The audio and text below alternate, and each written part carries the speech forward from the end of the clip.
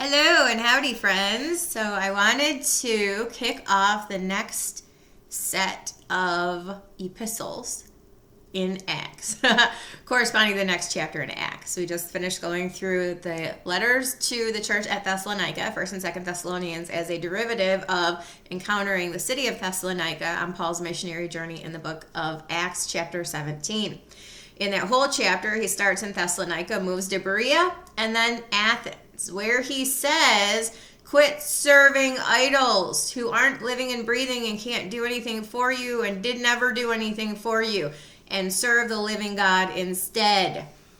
So when we move into the next chapter of Acts 18, we encounter yet another city that has a corresponding epistle, and that is Corinth. I had totally bypassed this in my thought process because there came a point when I started going through First Corinthians earlier in the year, within the last 12 months, that I reached a point where I did not wish to continue because it was subject matter that I didn't feel comfortable specifically teaching. But then I thought, it's in the Bible for a reason. There's no harm in me repeating what Scripture says. I don't necessarily need to get into deep spiritual conversations about it, as far as marriage, remarriage, all that kind of thing, divorce.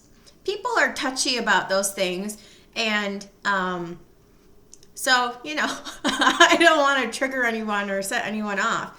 However, it is in the Bible, and it does need to be taught. It's there for a reason. So I am going to link in the description box of this video the two videos that I have already done, again, within the past 12 months. So they're recent. I watched them again today to make sure that they were, to refresh myself on what they said, since I had already gone through them, and to make sure that I didn't need to redo them. And I'm quite happy with the content, so I'm going to link them below. Two videos. The first one goes through 1 Corinthians 1 through 3. And the second one goes through 1 Corinthians 4 through 6. So when I next do a video from 1 Corinthians, it will be starting in chapter 7. But I would encourage you guys to watch the videos that I will link below, because they deal with some really, really awesome subject matter, specifically in 1 Corinthians 1 through 3.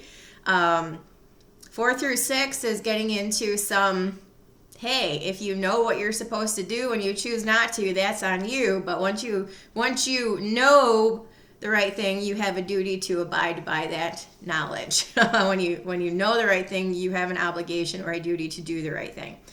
And then in the next chapters after that, chapters 7 through 9 or 10, we're going to get into some more touchy subjects. So look forward to that.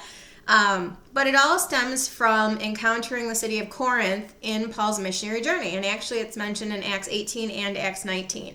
Ephesus is also mentioned in Acts 18. So after we finish with Corinth, we'll be moving on to Ephesus. But that will be a wee bit of time because the epistles of 1st and 2nd Corinthians are by a large margin the biggest epistles in the New Testament. Romans and 1 Corinthians are the same length, 16 chapters each. However, there is a second epistle to Corinth. So that wins the toss-up. But we're going to get started in Acts 18 and find out what some of the scenario is on Paul's missionary journey and why he is dealing with this city. So, again, we left off in chapter 17 with him having gone from Thessalonica to Berea to Athens. And we pick up with him in Athens, or leaving Athens. So Acts 18:1. After these things, Paul departed from Athens and came to Corinth, and found a certain Jew named Aquila, born in Pontus, lately come from Italy, with his wife Priscilla, because that Claudius had commanded all Jews to depart from Rome, and came unto them. Because he was of the same craft, he abode with them and wrought, for by their occupation they were tent makers. And this kind of goes back to what I had mentioned in 1 Thessalonians. There was, and actually in 2 Thessalonians also, there were admonitions by Paul to not be chargeable to the people that, or there was a precedent set by his own actions, not to be chargeable to those who he was staying with, to those who he was among. Essentially, the admonition is to don't make other people take care of you if you are perfectly capable of being self-sufficient. Earn your own wage, do your own thing, stay out of other people's business, don't be a busybody, work with your hands, be productive citizen. And when it says don't be chargeable to is don't, he is on his missionary journeys and he is supposed to be a servant to them. In this servant capacity, serving them, imparting the gospel message. So don't rely on them for aid, for food, clothing, shelter, all of that stuff when he's in the cities. If he's perfectly capable of working and earning a wage to take care of himself, because he's again not just imparting doctrinal studies to them, doctrinal knowledge, but he's also showing them how to be and what to emulate. So it's not going to be a, do as I say, not as I do type situation. It's going to be do as I say and do as I do. So he's teaching them to be productive, and in as much as they're capable of being productive, to work with their hands, to stay out of people's business, to, live quiet, live productive, live well-meaning, well-intentioned, loving, peaceable existences. So I mentioned that he was a tent maker, and we actually learned it specifically from Acts 17, that was his occupation. And he actively worked while he was working as an evangelist. He actually worked had an occupation amongst these people in his missionary journeys also. So Paul was a tent maker. And we learn that from Acts 18:3. Because he was of the same craft, he abode with them and wrought, for by their occupation they were tent makers. He reasoned in the synagogue every Sabbath and persuaded the Jews and Greeks. And again, this is exactly what we have learned since Acts 9. Since Saul was converted to Paul on the road to Damascus and immediately went into Damascus to confer with the Jews in the synagogue and tell them Jesus is the Son of God. Jesus is the Christ. And so every single other Gentile city that we've encountered from that point to this point and continuing forward, he's in Gentile cities teaching out of Jewish synagogues to mixed congregations of Jews and Gentiles, which again, having discussed this in 2 Thessalonians 2, is the gathering together, is the assembling together. Specifically that the Jews were commanded in Hebrews 10:25 not to forsake, as the manner of some is. Because according to the Jews who abide by the law, it was unlawful for them to congregate with people from other nations, aka Gentiles. So they were specifically commanded not to forsake the assembling of themselves together with the Gentiles, as the manner of some would have been. Which is also why Paul went to Jewish synagogues to teach them. He, as a Jew, could legitimately and probably very, very well reason with them out of the scriptures on the Sabbath, teaching them about Christ and what their law, psalms, and prophets foreshadowed, pointed to, who was the person that they were leading to, and that was their Messiah, Christ. So as we learn, the same thing when he's in Corinth. He's in a Gentile city, in Jewish synagogues, teaching that mixed congregation, that gathering together of Jews and Gentiles. When Silas and Timotheus were come from Macedonia, Paul was pressed in the Spirit and testified to the Jews that Jesus was Christ. This is the same thing that he taught to the church at Thessalonica. 3 Sabbath days reason with him out of the scriptures, opening and alleging that Christ must needs have suffered and risen again from the dead, and that this Jesus whom I preach unto you is Christ. And further down in that chapter, in Acts 17, you learn that he was also teaching them that Jesus is king. And they had a problem with all of that. Necessarily they would, because he was teaching them to forsake the law and follow Christ, because Christ is the end of the law unto righteousness for all those who believe. So the Jews that wanted to continue following their law had an issue with that. The rest of them who wanted to believe clearly didn't have an issue with that. So it says, when Silas and Timotheus were come from Macedonia, Paul was pressed in the Spirit and testified to the Jews that Jesus was Christ. When they opposed themselves and blasphemed, he shook his raiment and said unto them, kicked the dust off his feet and moved along. He said, your blood be on your own heads. I am clean. From henceforth I will go unto the Gentiles. He departed thence and entered into a certain man's house named Justus, one that worshipped God, whose house joined hard to the synagogue. And Crispus, the chief ruler of the synagogue, believed on the Lord with all his house. And many of the Corinthians hearing believed and were baptized. So once he said, fine, you guys don't want to listen, I'm good. You don't want to be, you want your hands to be dirty, the blood to be on your heads because you won't believe in Christ having satisfied the blood atonement required for the sin offering. You know, Old Testament to New Testament kind of transition is Christ is the end of the law. It means he put away, he shut up the works of the law under the old covenant, and he was the one-time sacrifice that paid for all the sin. His death paid for all the sin under the old covenant, and it was the token, and along with the shed blood on the cross, of the new covenant. By grace you are saved through faith, and not of yourselves, it is the gift of God, not of works. Not of works, like the law was, lest any man should boast. He said, fine, I'm good. You guys don't want to be? That's on you. And they're like, oh, let's back up a second. You're ready to, kick us to the curb because we're doing this. Who believed after that? Because of the authenticity with which he preached and the finality. He's like, fine, I'm not going to sit here and try to convince you guys who are being hard-headed and stubborn. If you don't want to believe, your blood's on your own heads. I did my best. I tried. And they're like, whoa, hold on a second. Salvation from the leaders of the synagogue came out of that. So he drew a hard line in the sand, and there was a positive result from that.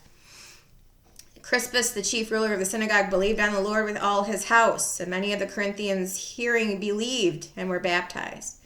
Then spake the Lord to Paul in the night by a vision, be not afraid, but speak, and hold not thy peace. So he's like, don't keep your mouth shut, for I am with thee, and no man shall set on thee to hurt thee, for I have much people in this city.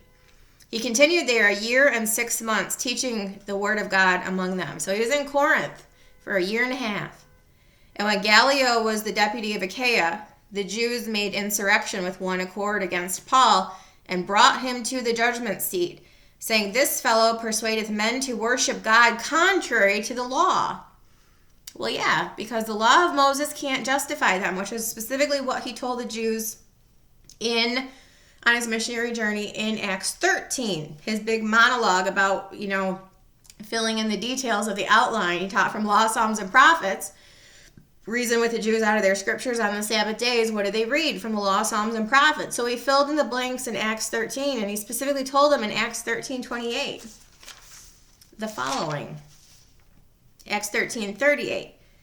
Be it known unto you, therefore, men and brethren, that through this man is preached unto you the forgiveness of sins, and by him all that believe are justified from all things from which ye could not be justified by the law of Moses. So naturally, the Jews who are stubborn and hard-hearted would have had a problem with this. We go to Acts 21, it says that he was teaching the Jews who were among the Gentiles to forsake Moses. Yep, because Moses was a lawgiver. So when Gallio was the deputy of Achaia, the Jews made insurrection with one accord against Paul and brought him to the judgment seat, saying, this fellow persuadeth men to worship God contrary to the law. Because they're not under the old covenant anymore. They're under the new covenant. When Paul was now about to open his mouth, Gallio said unto the Jews, if it were a matter of wrong or wicked lewdness, O ye Jews, reason would that I bear with you. So if Paul was out there doing something lewd or rabble-rousing, I don't even know where that came from, it just popped into my mind. Like if he was causing a legitimate problem, to where it was like a legitimate arrestable offense, then he would have had an issue with it. So, but if it be a question of words and names and of your law, look ye to it, for I will be of no judge of such matters. So he's like, I'm not going to get involved in your business. You guys, you legal people, Old Testament God-worshiping legal people have an issue with what he's saying, because he's telling you to depart from your law and follow Christ. And you don't like what he's telling you, so you want him arrested. I'm not going to get involved in that. That is not an arrestable offense, people. Your feelings are hurt. That's not enough for me to put this guy in jail. Then he drove them away from the judgment seat. He's like, get away from me, people. Grow up, basically. Then all the Greeks took Sosthenes, the chief ruler of the synagogue, and beat him before the judgment seat. And Gallio cared for none of those things. The Jews are such problem children. The Jews which believed not. In Thessalonica in Acts 17, the Jews which believed not, moved with envy, took unto them lewd fellows of a baser sort, and went after Paul and his missionary team, and ultimately kicked them out of the city and drove them into Berea.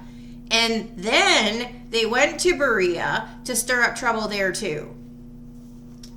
It's not that they're just a stubborn, stiff-necked people. It's that they are literally... It's kind of like in our society today with everything going on, is that the party that preaches tolerance is the most intolerant of all. These people, they're so struggling with the abiding by the law that they are becoming unlawful in their pursuit of people who tell them to forsake the law and follow Christ. I can pretty much guarantee, without pointing to a specific verse, that there's no place in the Old Testament that would have said, go stir up lewd fellows of a baser sort and kick out, go after, seek to jail or kill or destroy the livelihood of someone who doesn't agree with you. So in the quest to be lawful, they are acting completely the opposite way. And, times don't change. The party that preaches tolerance these days is the most intolerant of all, right? So Gallio, he wanted nothing to do with them. He's like, take it somewhere else. I ain't getting involved in this. And Paul, after this, tarried there for a good while, and then took his leave of the brethren, and sailed thence into Syria, and with him Priscilla and Aquila, having shorn his head in a city that I can't pronounce, for he had a vow. And then he came to Ephesus, and left them there. But, as his manner was, where did he teach from when he was in Ephesus? But he himself entered into the synagogue, and reasoned with the Jews. We're going to stop there because the next section is going to deal with the city of Ephesus, as will the beginning of chapter 19. So this is our introduction to Corinth. And as you can see, the Jews which believe not are troublemakers all over. But in going through the letters to the church at Corinth, what do we learn about Corinth? I'm going to read what my Bible says as an intro to this book. And then, like I said, I will link below the first two videos which I have done, which take you from 1 Corinthians 1 through chapter 6. When I do a next video, it will begin in chapter 7. Corinth, the most important city in Greece during Paul's day, was a bustling hub of worldwide commerce, degraded culture, because they were pagan, and idolatrous religion. There, Paul founded a church, Acts 18, 1 through 7, which I just went through. And two of his letters are addressed unto the church of God, which is at Corinth.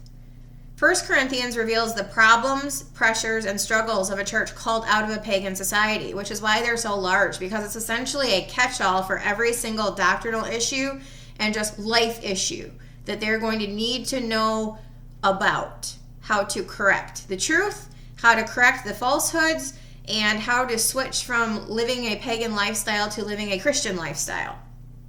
Paul addresses a variety of problems in the lifestyle of the Corinthian church: factions, lawsuits, immorality, questionable practices, abuse of the Lord's Supper, and spiritual gifts. In addition to words of discipline, Paul shares words of counsel in answer to questions raised by the Corinthian believers. And this, when I was listening to the videos that I had done to make sure I wanted to not redo them earlier, I came across one thing that I want to introduce in 1 Corinthians 1, and then I will leave you to the links to press onward if you should so choose to do so. This whole thing about hyper-dispensationalism and who taught what. Paul taught this, Peter taught this, different things, different people. They didn't teach the same gospels. We follow the gospel of Paul, not the gospel of Peter, all of that. This is literally the first thing that he addresses in this book of 1 Corinthians. About the factions. And what does he say? He says, "Now I say this, that every one of you saith, I am of Paul, and I of Apollos, and I of Cephas," Peter, "and I of Christ. Is Christ divided? Was Paul crucified for you? Or were you baptized in the name of Paul? He says, I thank God that I baptized none of you but Crispus and Gaius, lest any should say that I had baptized in mine own name. And I baptized also the household of Stephanas. Besides, I know not whether I baptize any other. He says, for Christ sent me not to baptize, but to preach the gospel, not with wisdom of words, lest the cross of Christ should be made of none effect. For the preaching of the cross is unto them that perish foolishness, but unto us which are saved it is the power of God. So he's destroying any factions that exist and saying, you say you're a Paul, you say you're a Peter. I didn't spearhead any of this. I'm telling you the gospel of Christ. Christ is not divided. You are all of Christ. You call yourself after Christ, Christians. You don't call yourself after Paul, and if you do, you should not. The very first thing he addresses in the epistle is this dispensational, I follow this person, I follow this gospel, I follow that person, preach different gospels. No, Christ is not divided. And Paul never taught that we should be. If you guys have any questions, comments, or feedback, let me know. That is an introduction to the book of 1 Corinthians. And again, I will link the videos below. If you have any questions, comments, or feedback on them, please let me know. I'm going to give it a few days probably before I start going through any more of the book to give you guys a chance to catch up if you have not already. Stay tuned. Have a good evening.